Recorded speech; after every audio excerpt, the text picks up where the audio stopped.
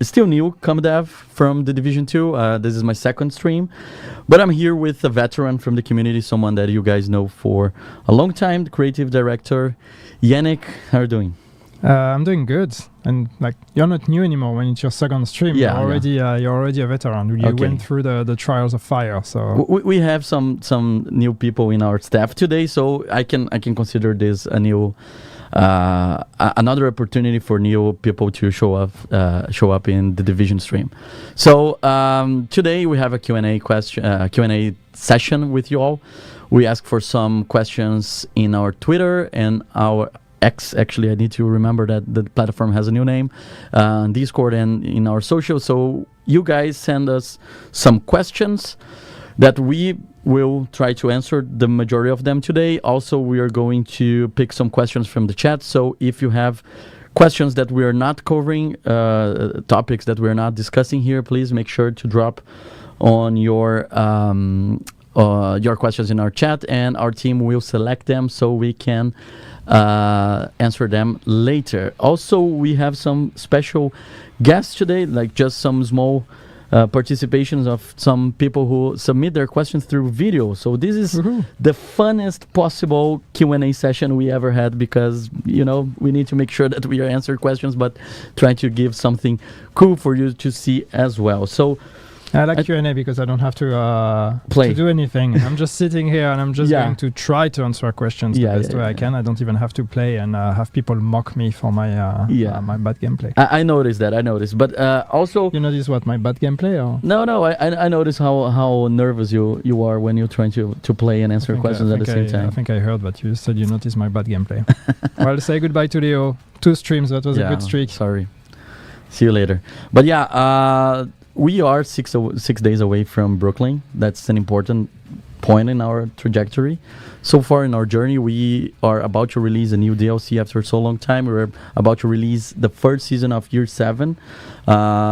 It's an important moment for us, and we try to cover the most questions we got from these specific topics. Obviously, we're going to cover some generic questions as well about the game, or other aspects that it's not related to seasons or the new DLC. But I think what's the most important is that we try to get the questions that were most frequent, or that are going to talk about aspects of the 2 features that we want to talk as well. We want to make people aware of. So I think the first one, it's one of the most asked in our socials, is when will pre-orders for the DLC begin? That's a tricky one, because I know that you're the creative director. You're not responsible for publishing. So I don't sell it. I make it. If you allow, I can answer that. So let's start this Q&A with me answering. Actually, the DLC will not be available for pre-order, because this is not the way the DLCs works here. The DLC will be available for you to buy on May 27th, 8 a.m. from Central European Summertime.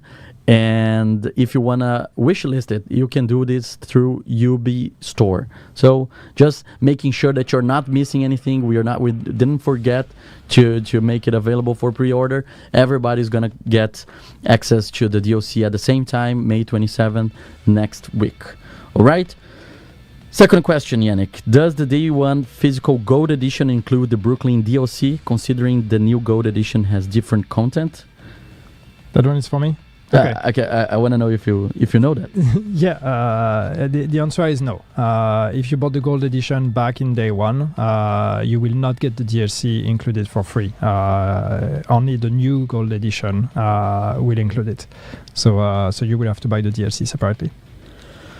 Awesome. Next question. Will Brooklyn be like Warlords of New York originally and lock us into the location until the story is completed, or we will be able to travel freely between Brooklyn, Manhattan, and DC? No, you will be able to travel freely. We are not going to lock you into the campaign. You can go to Brooklyn, you can do a couple missions, then you can go back to DC or Manhattan, do your thing, play the season, then go back to Brooklyn, keep going. Your progression in the campaign is going to be saved. And the reason why we're not doing that is we don't need to. We did it with Warlords of New York because that was a level 30 to 40 progression, and so we had to make sure that you stayed within that progression because the rest of the game wouldn't have been able to handle that. But we don't need that with Brooklyn because it's all level 40 anyway. So you're free to. You don't have to do it in one go. You're free to move as much as you want. Perfect. So now we're gonna talk more about the story of this DLC. I would like to ask you to not spoil it for me because I haven't played Brooklyn yet, Okay. and I guess the majority, if not all, of our audience tonight has not as well. So I think I mastered the right progression for Division 2 because since I joined Massive, I've been playing on my free time, and now I'm reaching to the end of the main campaign. So I think going to Brooklyn like next week is gonna be like perfect mesh into this. Are you level 40 yet? No, I'm not. I'm level 26 maybe, so I have this weekend to finish, and yeah, Just let's see. 14 levels in one weekend. I'm sure somebody can carry you if you want. Yeah, for sure. I guess my wife is gonna be super happy with me grinding all of those levels. All right, so let's talk about some of the story aspects. But the first question we got is actually from a player. It's from Hunter451. And that's the video he recorded. So let's see what he prepared for us. Hello, Division Team. Hunter451 here with this lovely backdrop of Utah behind me. My question for the team is, with the theme of sometimes you have to go back to the beginning in order to see how far you've come, can Division 1 veterans expect subtle nods to their old characters, or maybe even some story that perhaps was cut from the original game? Thank you. All right. Nice. Beautiful landscape. backdrop there. Yeah. Utah. Okay. With the watch. Do you do you have a good answer for that? Because Brooklyn is the place from the beginning of Division 1, so the story must be at least, I wouldn't say connected, but like people will recognize things, right? Yeah, I mean it's we're going to Brooklyn for a reason. It would be a missed opportunity to go to Brooklyn and not have any references to Brooklyn as we knew it or last time we saw it. So I'm sure you all know that, but Brooklyn was where the adventure began in the Division 1. This was the tutorial area in Division 1, and that part of the map is it exists in the Brooklyn DLC. We rebuilt it. We've remade it entirely.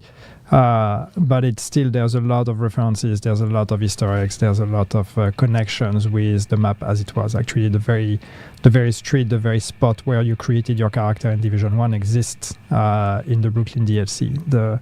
The room where some of you had to queue to actually activate your agent to get access to the laptop, that room exists. So there's a lot of references. Some of them we're going to guide you to, others that are just for you to find out. So there's you'll find a lot of those. Cool. And the first question we got from this section that is not a video is: will the narrative events introduced in Brooklyn continue to play a role beyond this DLC? Can we expect a long-term expansion in the game world? I mean, it's so. Brooklyn is an isolated story, and it still takes place in the same timeline. It still takes place, after the events of season 3 of Year 6 season 3. But that being said, it is a disconnected story, but it is still the same characters. It is still the same world. It is still the same events. So I don't want to spoil too much, but yes, there are connections. There are references you will understand if you've played the seasons. The idea is the story should be understood even if you haven't. But if you have, you will be able to go a few layers deeper and understand even more. And ultimately, yes, this converges and it reconnects to the greater story. Yeah, the next question I have here is: will the story in Brooklyn tie into the seasonal manhunts, or is it a standalone? You kind of answered that as well. Yeah. But I think it's also an opportunity we have here to discuss how everything is kind of connected in the same time. Like May 27, we will not just bring Brooklyn, but we will also bring the new season called Crossroads, and we're gonna have a lot of features that resonates about Brooklyn and the old days in Division One. So I think it is a separate story, but also it's much more because it's connected to a bigger thing, right? Yeah, I mean, it's you re-experience. I mean, throughout the entire update and season, you will re-experience things from Division 1, and that's also kind of why the season is called Crossroads, because this is the convergence of the old and the new. So we have the Brooklyn experience. It's a transformed Brooklyn. It's a completely new story, a completely new space, but it still has the footprint of what Brooklyn was in Division 1. The season modifiers, as you know, are also inspired by Division 1 mechanics, but yet it is modifiers, it is new experiences for the game as well. So it's really trying to nod at our history and our legacy, but also look towards the future. And there's a really bright future ahead of us. Exciting. Talking about the past and a little bit about the world designing and how we built it, the question is, was Brooklyn built from scratch or on top of the existing Division 1 map? Yeah, I think I touched on that, but no, it was rebuilt from scratch. So, I mean, we took the Division 1 map as a reference. We wanted to make sure we have the same streets, we have the same buildings, we have all of that, but we had to rebuild it because it's a different version of the engines, different metrics, everything is different. So we can't just copy-paste something from Division 1 into Division 2. It was easier and faster to rebuild it. Now, I just want to be clear, the map of the DLC is not just the space of the Division 1 map, because I've seen some people commenting on that. It is bigger than that. So we've added on top of it. So it's not just the space you explored in the first game. There is more streets and a whole other name zone also to explore. Awesome. Yeah. This question, I know I've been here just for a few weeks, but I know that people really like this one. Is the Brooklyn DLC going to have dynamic weather like rain, dry weather, and snow? That's a nice, elegant way to try to get this info. to put the snow question in there. Brooklyn is set in autumn, so there is dynamic weather in the sense that there is rain, there is sun, there is fog, there's weather presets that you know and are used to. There are some that we've tweaked and adjusted or brought to the game to align with the autumn setting. But it is autumn; it's not winter, so there will not be snow. Okay, another question that I've seen a lot as well. Is there a land connection between Brooklyn and the downtown areas? So can people go to New York? No, you can't. You cannot directly travel between Brooklyn and New York. You will have to fast travel for that. Okay. Next question. Are there any plans to make proper use of the Brooklyn map after we finish the storyline, such as daily, weekly projects, invaded missions, etc.? So I think about the replayability of the DLC, right? People will purchase the DLC next week and they will speed run the campaign, what we can offer to them later. Yeah, there's a lot of replayability in the DLC. First, excuse me. When you finish the story, there's more to unlock. There's more exploration. There's collectibles. There are world bosses. There's a hunter. So there's a lot more to discover and to unlock if you want to complete it 100%. But after that, there is replayability in the sense that you can replay the missions. We talked about the world missions, which is our new version of side missions, are replayable. They are replayable with difficulty settings. So that you can do. We also have targeted loot that is actually added there. So that's going to be interesting, especially with the world missions, because they are bite-sized, very short. Especially in replay, they are probably going to get shorter and shorter as people get more used to speed running them. So that's going to be probably a very efficient way to get targeted loot. And then that's also going to be, if you own Battle for Brooklyn, that can be integrated into the rest of the experience. For example, you will have or you can have priority objectives in Brooklyn. So if you want to play and grind in Brooklyn, you can do that. Now we're not going to have invasion as in the Washington map. That's not something we're planning to bring, but there will be the systemic replayability that you can expect from the game. The open world also has all the living world systems. And then, depending on how it goes, we could potentially expand on that and add more things to Brooklyn if people really want more reasons to come back to that map. All right. Now the question is, we will see a new incursion coming as an off-site mission in Brooklyn later on? That's not the plan. And if we were to do another incursion, I don't think we would necessarily limit it to Brooklyn, but be more interesting to have something that is available to everyone. But we're not planning a new incursion right now. Okay. We will see more than one exotic item in Brooklyn?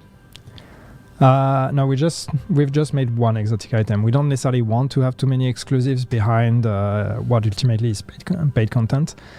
We made that one exotic item because we thought that was a fun opportunity also to have something that is thematically, gameplay-wise related to the DLC itself. It's very much about status effect and fire and how do you fight fire with fire.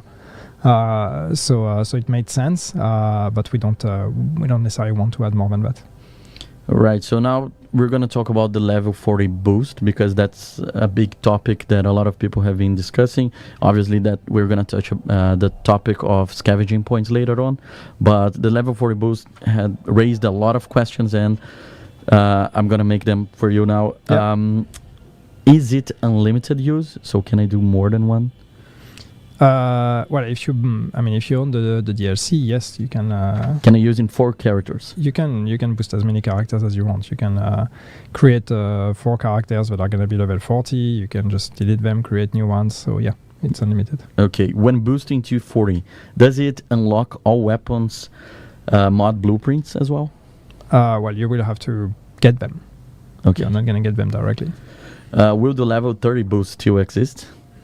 Yeah, it still exists. So we're not removing it. It's part of the Warlords of New York experience also, because Warlords of New York still has a level 30 to 40 progression.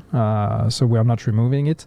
What's the value of boosting to 30 if you can boost to 40? I don't know, but there's no reason to remove it. Okay. Will there be an option screen when create a new character to boost or play from scratch? Yeah, I mean, when you create a character, it's the case already right now. And like when you create a character, you can choose between starting from the Washington DC campaign or play the Warlords of New York campaign. If you choose Warlords of New York, you will directly start at level 30. So here it's going to be the same. We just add the third option. So you can choose to start your character directly from the Brooklyn experience, and you will be level 40. Otherwise, when you're in game, if with your existing character, if that character is not level 40 or not level 30, if you go to the helicopter pilot and decide to say that you want to play Brooklyn, then we will ask you, are you sure? If you go there, you will be boosted to level 40. Yeah. So that's your choice. All right. What's the next one? What if characters is already in progress? How will they choose to boost to 40? Well, that's as I said, you will go to the helicopter pilot, and there you will get the choice. Do you want to go to New York and play Warlords of New York? Do you want to go to Brooklyn and play the Battle for Brooklyn? Yeah. And once you choose that, then we will give you warnings that you're going to be boosted to 40, which means also that there might be some content you will not get to experience, because some of that is connected to the progression. Not in Brooklyn, but in the rest of the game. But once you've confirmed, you will land in Brooklyn and be level 40. Okay, talking about progression, if a player wants to experience the story chronologically, what path do you recommend? Well, I mean, start from the base game, play all the missions, play the invasion, then play the episode missions in the order, and then Warlords of New York, and then Brooklyn. So pretty much the way that we released. And if you have time, play the climax missions in between. But takes a lot of time. But if you really want to re-experience everything, that would be the correct way to do it. All right. Now talking a little bit more about gameplay. Will any of the new missions have legendary difficulty? If not, is it possible for the future? No, they will not have legendary difficulty. They have the regular difficulty settings. As to adding more legendary, and I think that's not just for Brooklyn, that's for the game in general. That's not off the table. We just need to find the right way and the right time to do it. But that's something we're interested to explore. Now, a question that I got a lot in our forums, and also I've been seeing in the chat as well. Given that we're returning to Brooklyn, will the Lexington be brought back for players who miss it? Maybe. Okay. Maybe not Brooklyn itself, but yeah, we may bring it back here. Okay. What can we expect from this DLC that the first one in New York didn't have? That's a very big question. How many hours do you have? No, I mean these are two very different. These are different things. It's a new story. It's a new map. It's a new setting with Autumn. There's some new gameplay ingredients. You have a new skill. New York had new skills as well. Brooklyn has a new one. It's more of the same in a way, but everything is fresh and everything is rebuilt. So that's what we have. Then we have a few new ingredients. As I said, the replayable world missions. That's a completely new thing that we didn't have. So until now, when you did side missions, you did them once and that was it. Now you will get to replay them. We also have ingredients on the control points, for example, that unlock with the control point alert level. That's a new gameplay tweak that didn't exist. The corrosion mechanic of the cleaners with the purple flame is also something new. So there's a few new ingredients that exist here that are going to be completely new to the game. All right. The final one about Brooklyn that we got is: are there surprises in the DLC you haven't talked about yet that you want players to figure out? Yes. I think, if we haven't mentioned yet, it's because we really want you guys to go there. So yeah, there's the surprise about. Then it's not a surprise. There are some, yes. Yeah, no. I saw some people saying that those are not real questions. All of those questions are real questions that we got through the forums. Obviously, a lot of them I had to rewrite in a way that it's presentable for a Q&A, because sometimes people would put says no when, But the idea here is that we got a lot of questions from the community, a massive amount of questions, and we not only picked the most frequent, but also some of them that we thought we could have a good opportunity here to discuss. And we also will see now another special participation, another new phase here. That's actually we got all types of questions, and I think this video pretty much summarized the type of questions you got. So yeah, check this out. Will there be cats, and can we pet them? Yeah, that's it. So we got from Isabel, our dear friend from our community. So I think people are always thinking about the wildlife in the division, and the question is, will there be cats in Brooklyn? Well, my question is, why not the real cat in the arms? And you coward. Yes, we have cats as wildlife. That's not new. We've had cats already. They are pretty rare. They are pretty good at hiding. They exist. We also have a couple cats that exist in the settlement, in the bridge, that have been placed there. So you will have to find them. No, you cannot pet them. Okay. All right. So now let's talk about year 7. Again, if you have more Brooklyn questions, you can ask in the chat, and then we go through some questions of the chat in the end of this Q&A session. The first question about the seasonal content is: are there plans to make seasons more dynamic by introducing rotating events, unique challenge, or limited time modes? Very, very general question, but I think we're not only going to a new season, but we're going to also a new year. So what can we expect for this? Yeah, so I mean, we haven't talked much about year 7 yet. We've given some initial thoughts, but yeah. We want to keep evolving the season model and the season formula. We want to keep building on Seasons 2.0 and all the good things that it brought, and improve the things that still need to be improved. And part of that is, yes, in terms of of promise and of fantasy.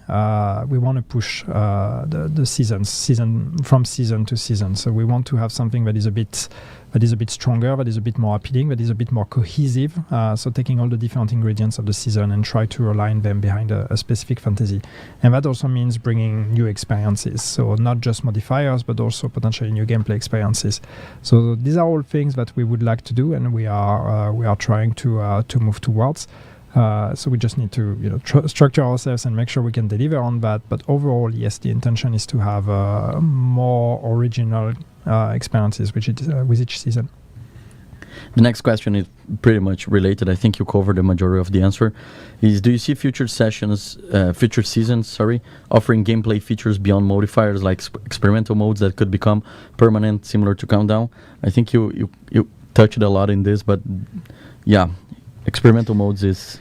Yeah, I mean, we want to try things. I think the great thing with seasons is they are starting to shape up now with the modifiers already, but more things that we're going to do in year 7 is we're going to be trying and experimenting with gameplay experiences, as I said earlier. So if something really sticks, if something is really popular and people like it, we could consider leaving it in the game or bringing it back at a later date in a different version. So people will find that seasons are going to be much more, disruptive one after the other in this year compared to what we've done until now. It's not just a fresh coat of paint. It's really we want a different proposition with each season. Okay. Another question about year 7. Will there be any new raids? Will there be any new raids in year 7? We haven't talked about raids. We don't have plans to bring a new raid just yet. Okay. Will apparel events finally return next season? Finally return on the anticipation of apparel events. We are looking at it. We're considering it. If they come back, it's going to be a different proposition. We want something that's, the gameplay part of it needs to be more interesting. I think what was cool with apparel events was just having this collection event where there's a lot of things to acquire and you get to play what you want and get extra rewards. So we want to keep the essence of that, but we need to find a better gameplay proposition. So it's not just grind and get keys for a chance to get a pair of boots. So we need to find the right formula, but yes, we are looking at bringing something that would be akin to what apparel events used to be. Okay, in the year 7 showcase, you mentioned a new wrapper for open world activities. Can you elaborate on that? This is actually a real question. I didn't edit this question. It was written just like that. Yeah. So.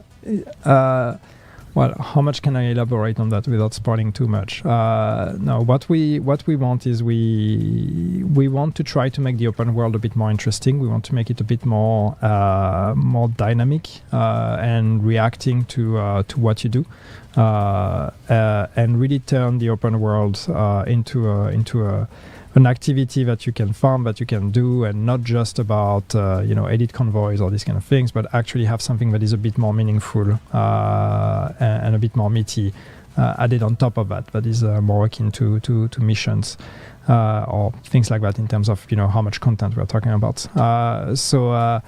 So yes, it's a new proposition. That's a new. I'm not gonna say it's not really a game mode. It's a new feature that's gonna be added to the pool of endgame things that you can do. But it's really about it should reconnect to what you're used to do when you play the game. But it's just gonna make the open world pack a bit more of a punch. Okay, I really don't wanna go more in that because I'm feeling that you're almost spoiling them. Will a similar Brooklyn activation cache be returning in the upcoming season pass? Well, stretch goals. Yeah, because that's stretch goals. That was the yes. Question. The idea is yes, we will bring back stretch goals every season. Not immediately. We want to kind of keep it the way we've done this time. So that means that towards the end of the season, we will enable stretch goals and allow people to get them. Now, what will be in the caches? Like every season, the stretch goals will have different rewards. So what you've seen this season doesn't necessarily mean that this is going to be the rule moving forward. We are still going to have to calibrate a bit and see what are the right things we want to do. But yes, they will come back. Okay. Going out to talk about more gear and gameplay balance, is Tinker in the season pass or in a climax mission? So I think people really like that during the PTS. They're eager to know when they will be able to play with. So season pass or climax mission? It is climax mission. Climax mission. So you need to wait till the You end. have to wait a bit. Yeah. Will all existing blueprints, exotic and non-exotic, be farmable in the open world and no longer locked behind modes like Descent? I mean, most blueprints are farmable. There are some that we're still missing, and we're adding them. We actually had discussions about adding all the old ones that are still missing. So this is moving forward. And I think the exception is the named blueprints, and those are on Descent right now. We have to see where. We also like to have predictable sources for some of the stuff, so not everything is just added to one big pool, and then your chance of getting that one thing you want is diluted by a million different possibilities. So we have to see, but right now we're not planning on expanding on that, but that could come eventually if needed. With the new measured assembly gear set, assembly gear set destroy grenades too, like Final Measure did in Division 1? No, it doesn't. Okay. So it's skilled proxies, but not grenades. In the Division 2, there are some very low-used exotic weapons, exotic armor, gear sets, and special effects. Are you planning on reworking their effects to encourage more diverse builds? Yes, I think it's always a balance between bringing new things and reworking things. We've done a pass some time ago now, and we've reworked a bunch of items. There are still some items that we have in our radar that we want to revisit and that we want to work on. And then on top of that, yes, when there is an opportunity, we want to look at the underperforming items, the ones that people have but do not use because they're just not meta or not even interesting, because it doesn't have to be meta, but it needs to at least create opportunities for people to try things. So when something is underperforming and we can see that, we have data to see that. This usually creates a very clear candidate for revisiting. So it's just a matter of being able to spend the time on doing that. But yes, we would like to do that more. Then the next question actually is also about meta, but this is something that I think this is the question I got in the list that better summarize a lot of other questions that were related about the meta. The question is, will TTK time to kill be adjusted? Each update brings more damage increase, but they haven't been significant survivability or healing change. So people in different types of questions, they ask about this topic, how much of damage we are putting on the meta and how we are missing armor and health. Yeah, so I don't think the issue is time to kill. The issue is difficulty. There's two elements. There's one element is that, yes, of course, as usual, most of the time damage is the meta, and we need to make sure that we have alternatives, we have options, we have roles. We are working on some ideas to do that. And then difficulty, when we're talking about always adding more damage, and then how do we bring difficulty? We need to look at that. We have some thoughts. We have some things that we're working on that are here to actually bring in more difficulty. Master was one way to do that. It's not necessarily still to the level of difficulty that some people want, but I think we found a correct balance between something that is challenging but that is still achievable by a greater number. But that being said, there's opportunities for more difficulty, more challenges, because yes, we've been giving a lot of power to players, and we need to make sure that the game remains fun and challenging for everyone. So then we need to bring in a new layer of difficulty for players. All right, and the last one before we move into the whole scavenging points topic. Have you considered adding hunter outfits to the store? We've done that already. We are doing that. We are bringing hunter outfits. We don't necessarily want to do that too much because how many times can we do a hunter outfit before it starts becoming boring, and we don't want everybody to look like a hunter. That being said, we know people love them. We enjoy working on them as well. So yes, we've done it and we will keep doing it. Okay. All right, so now we're going to talk about scavenging points. I think that's a big topic that we release the dev notes. We're trying to address and make the communication the most transparent as possible, understanding that you guys are eager to know how it actually is going to work, understanding that it's an ongoing process, that we need to perform a lot of fine tunes in tweaks in how we're doing that. And we got some of the questions that you mentioned about scavenging points here. Let's try to use this as more one opportunity to explain why we're doing or what's the direction we're trying. But actually, who is going to make the first scavenging points question is our dear friend DJ Tickle from the community. So let's see his video. With the watch changes that are coming on the 27th, the value of the resources you can get with each scavenging point are being multiplied by 3. Does this include field recon and SHD calibration? Can you tell us about any of the other economy updates that are coming soon, and how does all this affect our hardcore characters? All right, so yeah, basically question about how it's gonna, first of all, how it's gonna affect the hardcore questions, hardcore characters, because I got this question a lot as well. I think this is a good opportunity to address it. Yep. Well, I mean, hardcore characters will have their own pool. So if you have hardcore characters, they will not share the pool with the scavenging points of the other players, and you will be able to share that between your hardcore characters, but not directly with the other characters. So it's a very completely isolated pool. Yeah. So if we have, let's say, I have 4 characters, 2 are hardcore and the 2 are not. It's just 2 separate ways of using. Yeah. And how about the resources? Are they going to be shared? Resources are shared for the most part. There are some that are not. Yes, economies like currency and these kind of things. But the ones that are shared, they're shared between characters. They are not shared with hardcore characters. But in between characters they are. And once again, if you claim the point on one character, the materials you're going to get will be shared with the other characters as well. Okay. The next question is about the new resource values for SHD points. So as we released on the dev notes, we're multiplying all the resources you can get with the scavenging points by 3. A lot of people ask if, that would be just for this or for that, like specific questions about the resources. For this reason, we created a table that can summarize pretty much everything that we're going to do. So you can see the gray column is from this current season. So the numbers that are actually right now in the game, and the orange one is the numbers that will be from May 27th and forward. So we're basically multiplying everything by 3, including field recon data, SHD calibration, printing filament, all the special resources that some people asked about it.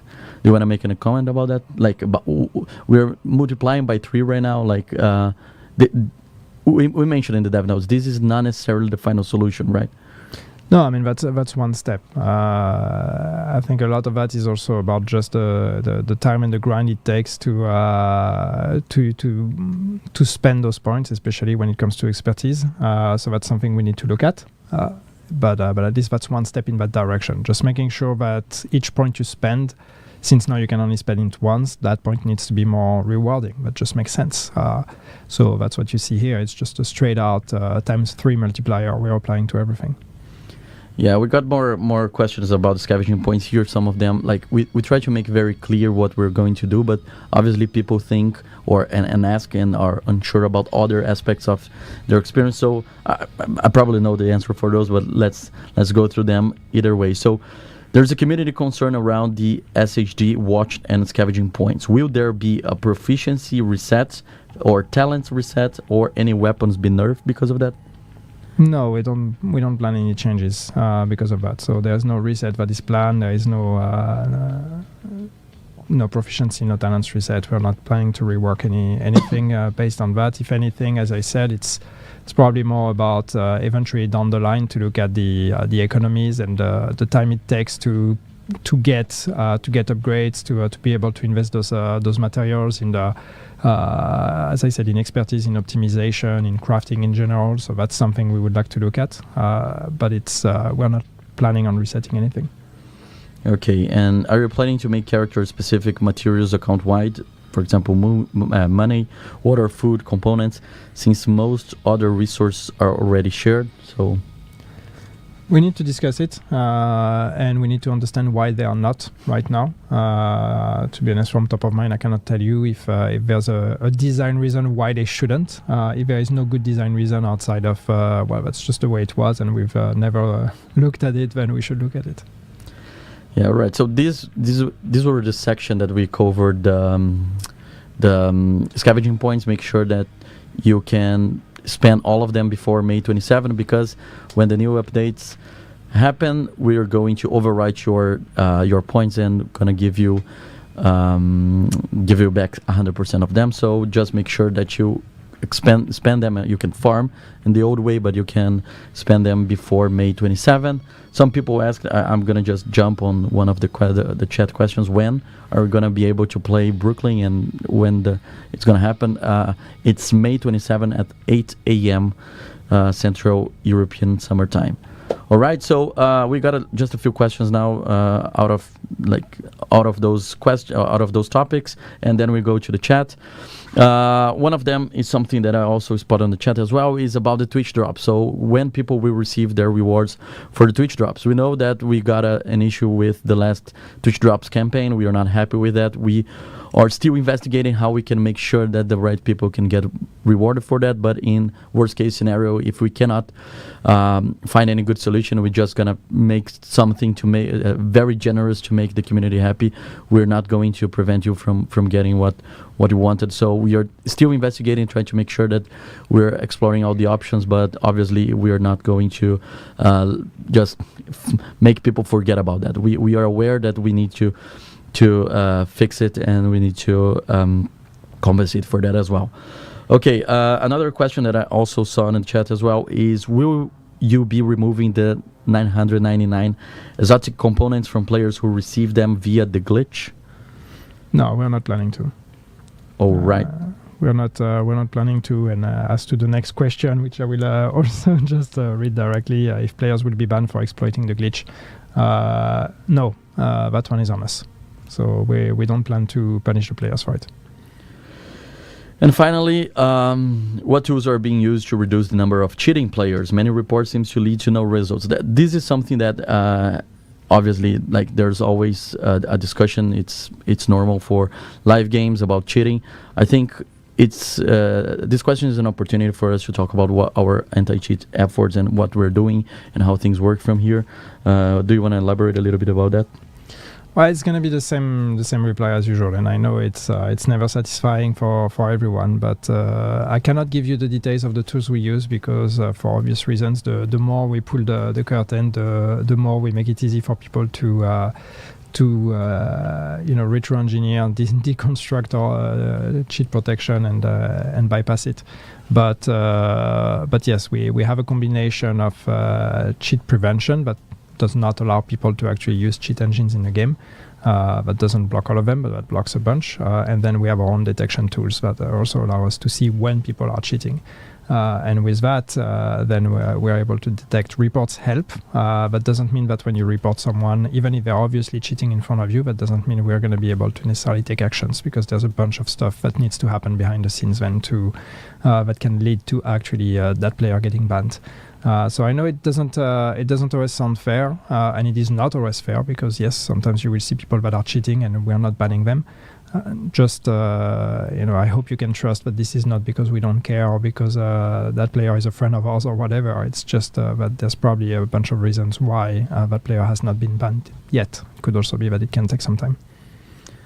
Okay, actually, I was planning to add more stuff, but I think you cover everything that I was about to say. So I think that's the section that we got the pre-made questions from the community. We asked them to submit their questions. Some of them submit their videos, and this is the first section of the stream. Now we're going to go through some of the chat questions as well. And again, like we're going to talk about the DLC, about the new season and other stuff. So the first one is, once Brooklyn drops, will projects and priority objectives include Brooklyn going forward? Yes, priority objectives will. Projects, there will be some projects that are including Brooklyn. What we want to make sure we are not forcing you to go into Brooklyn, especially if you don't own it. So it will always be an option. It will be an option if you own it. But yes, priority objectives will include Brooklyn. So you may roll a Brooklyn priority objective, and then you choose to do it or not. Another one about Brooklyn. Do we get 50 stash space with Brooklyn DLC? Yes, you do. Yeah, I know that people love stash space. Okay. Any way new cleaner fire can be added to old cleaner missions and control points? I think they're talking about the purple flame, The right? purple flame. Right now, the plan is to keep the purple flame isolated to Brooklyn. So it's an extra component. It's an extra gameplay mechanic that we're adding to the DLC itself. It's not immediately going to be added to the rest of the game. Could we reuse it in the future and bring it on occasion or for special events in the rest of the game? Why not? We could consider that, but it's not going to be just flat added to all the fire effects in the game or all the cleaner fire. That's not the plan. All right. Will there be any more SHG XP level events in the next season? Yes. Of course. Yes. Okay. People asking about new incursion. I think kind of touched on that, but I already said we don't have plans for a new incursion. any plans to update PvP? So this is for the PvP community. Hello, I see you, PvP community. I've seen you in chat already. Yeah. We haven't announced anything. We have some thoughts here and there, but we haven't announced anything on PvP specifically, and I have nothing to announce just now. Okay. Is there a chance to get turmoil knee pads again? Maybe. Same. I don't have anything concrete, but obviously for items that are popular like that and that people want to see coming back, we're always on the lookout for opportunities to bring them back. So I'm sure we will find ways to make them available again in the future. Okay, another one about, I think, will there be a cap on expertise at some point? Yeah, we're considering it. I don't know what I'm supposed to say that, but I will anyway. We have to see. We have to think of expertise in general. That's a system that probably needs a bit of a pass. But yes, adding a cap is something we're considering. Yes. All right. I think that's all the questions we got from chat that our staff team selected for us. We can go a little bit more through the chat. Will Brooklyn have a new stronghold? Not a stronghold. You have main missions. Some of them are longer than others, so there could be. I think the last one is a bit longer than the other one, so technically maybe it could be a stronghold, but it's still called the main mission. Is Brooklyn map bigger or smaller in size compared to Warlords? No, it is smaller. I see comments on the cap as well. I've seen people talking about expertise in PvP and having to remove expertise in PvP. I think there's a whole discussion to be had on PvP and the normalization of stats in PvP. Obviously, expertise can be a huge difference maker. So yes, it is an issue. I don't know that removing it, kind of. Blindly is necessarily the solution, but it is something we're aware of, and we're trying to find solutions or think of solutions.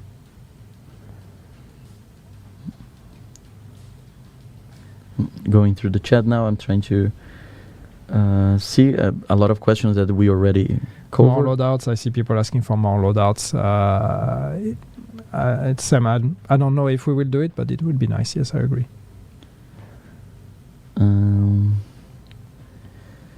Some people asking for a trailer for season 7.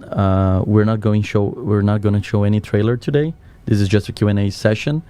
But what we're going to have, it's a new stream before the new update, before Brooklyn and the new season. This stream will be much more fun with cool stuff to be shown, and I won't be here. And I want to be here. So it's going to be another ComDev.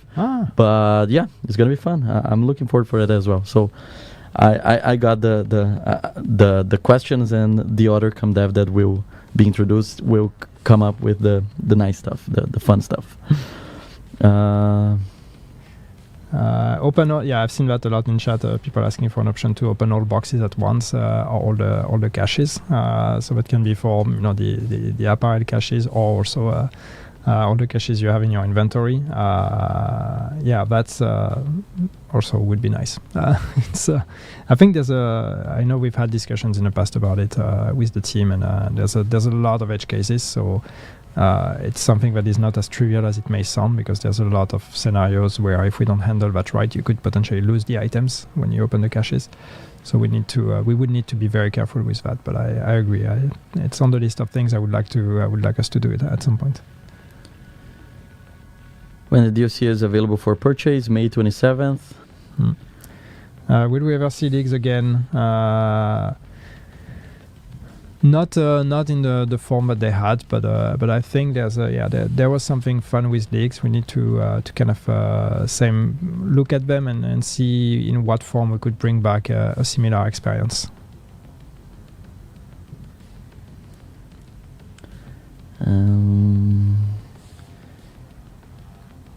What else? Lexington, and everybody's asking for Lexington. Yes, we know you like Lexington. We this was one of the questions as well, like that we had before. Yeah. So we covered that as well. I'm trying to think about to look for new questions. Any chance of change to descent? Question is gone, but then the rest of the question was about being able to come back to your session after a delta. We don't have plans to change descent at this time. Bringing a save system to descent, it would be a big ask. So it's not something that we could easily achieve, unfortunately. Trust me, we've looked at it a few times. Unfortunately, it's a really big one, so it would take a lot of work to do. Not something we want to prioritize right now.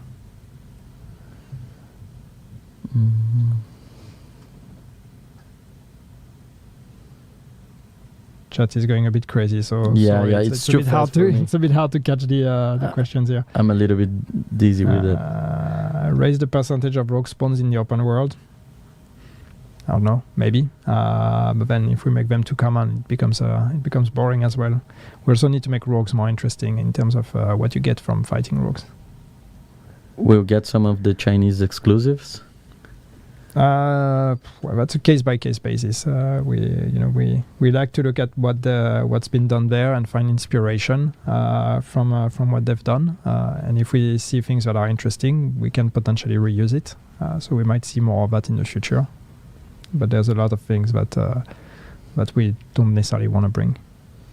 Expertise and optimization cost reduced. We kind of covered that as well. Yeah, I mean, first we are going to give you more materials. Then we'll maybe look at the costs further down the line.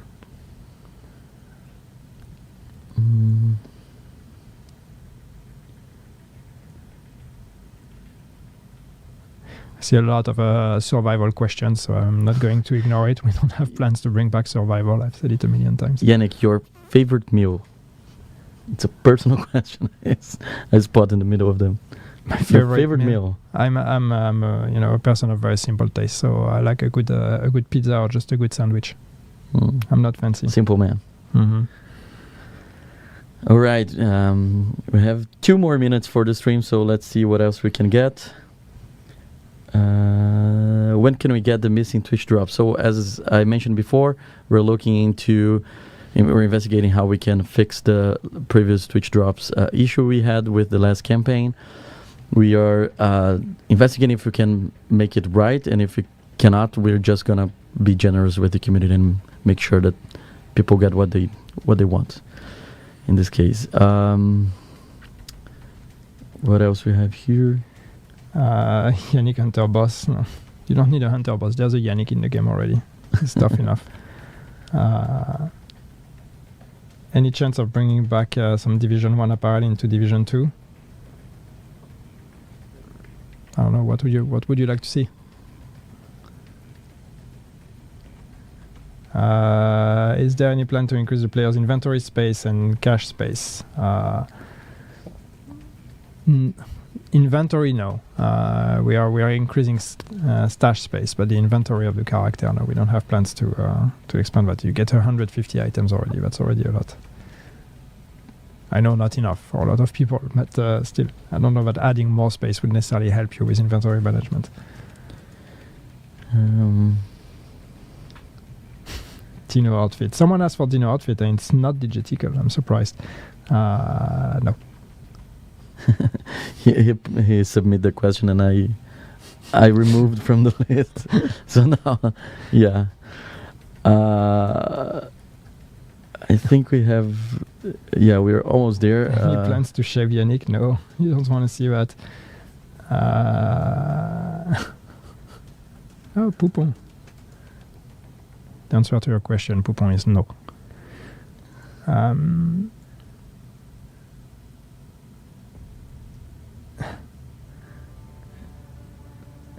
A lot of repeated. I see a lot of questions for the open all cache option. So obviously that's an important one. Something we really need to look at. All right, let's see if I can get it. Final one now. Are the DLC main missions replayable? Yes, they are. What's the price of the DLC for Brazil? Honestly, I have no idea. I need to check out that information now. I'm living in Sweden, so I don't know. My store is in Swedish. Any plans to add new specializations in the future? No, not right now. And I know that the question that I've seen already in chat is people still asking for the spec revamp that we announced a long time ago. And the position hasn't changed on that one. It's still on ice. We still want to revisit specs at some point, but there's a lot of things we would like to do with the game, and we need to pick which ones we want to prioritize. And spec revamp is not the priority right now. Okay, I'm gonna pick one of the questions that actually was the first one we answered. When pre-order, again, the DLC is not gonna be available for pre-order, only for wishlist. So if you go to Ubi store, you can wishlist it. Otherwise, you can buy the new DLC May 27th, 8 a.m. Central European summertime. So with this, we finalize our stream. Thank you so much, Yannick, for your knowledge and your answers. Thank you, George, for helping us with the technical aspect today. It was George's first stream, so we are very proud of George. And obviously, yeah, it was a roller coaster, but everything was just fine. He's trying to stay focused. He's super He's trying focused. to not fuck up the the end ending of the stream. Yeah. No, maybe too soon. I really appreciate everyone who submitted their questions and their videos. We got a lot of questions. Those questions are also very helpful for us to understand what topics we need to address more often, or what answers we need to deliver to the community. So if your question didn't make to the stream, it's not a problem at all. We're gonna go through them. Either way, we're gonna try to identify points that we can be more transparent, or we can be more frequent in our communication. So I'm super excited. Only 6 days until we go to Brooklyn. We have season Crossroads. It's just 6 days. Oh my god. I'm so looking forward. It's been such a long time. I know that a lot working on this for a long time. Yeah, and the Crossroads season as well will come with a new year 7. So we're going to have another stream, like I mentioned before, another stream that we're going to show more stuff that are coming. And this stream is not gonna be hosted by me. So I wish you all. Since you've been super gentle to me, super nice, I wish you all I'm asking you all to also be like this to the new person who will become here in the next stream. But other than that, I'm super happy. I'm super excited about everything that we are preparing here. I'm happy to see how much engagement we got. And yep, agents, it's almost there. Thank you so much for your audience. Thank you so much for your questions.